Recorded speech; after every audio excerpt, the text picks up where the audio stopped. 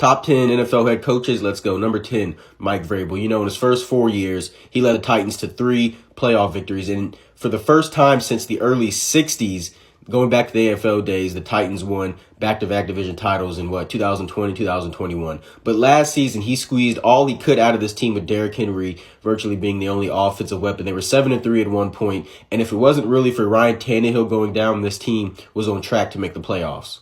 Last season, the Seattle Seahawks, they traded Russell Wilson. I thought they were signaling a rebuild, and I was wondering why you would do that with a 70-year-old head coach who's lost his fastball. But I was proven wrong. And Pete Carroll, he led that team, got the best out of Geno Smith. Young defense that struggle still has some nice pieces on it. So I think, the Seahawks with Pete Carroll, they're going to be up there in contention with the West, with the Rams and also the 49ers. At number 8, I have Doug Peterson. I've always been a big fan of Peterson back to when he was at Philly, and he went into Jacksonville, which was a dumpster fire with Urban Meyer, was able to take that team to the playoffs, and he has his franchise quarterback in Trevor Lawrence.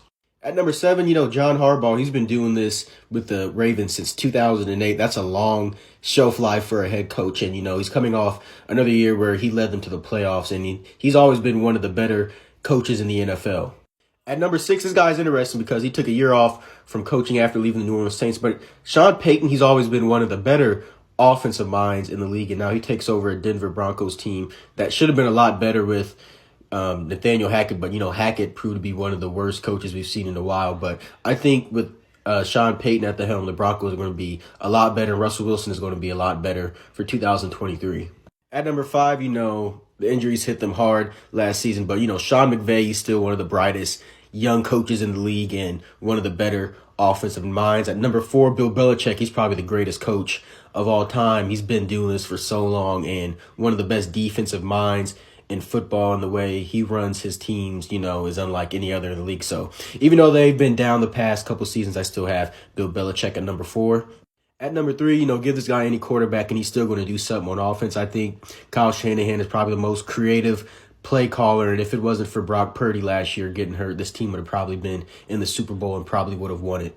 At number 2, Andy Reid, bravos to him, what he's been able to do, making Patrick Mahomes the best quarterback in the NFL. And he's also a guy that has been doing this for a long time, winning his second Super Bowl. And at number 1, since he's been in the league, this guy has not had a losing record. Mike Tomlin, even when they're in a transition, going from Big Ben to Kenny Pickett, this team still refuses to go a season without a losing record. And I still think that, with the way he runs things, he is the number 1 head coach in the NFL right now.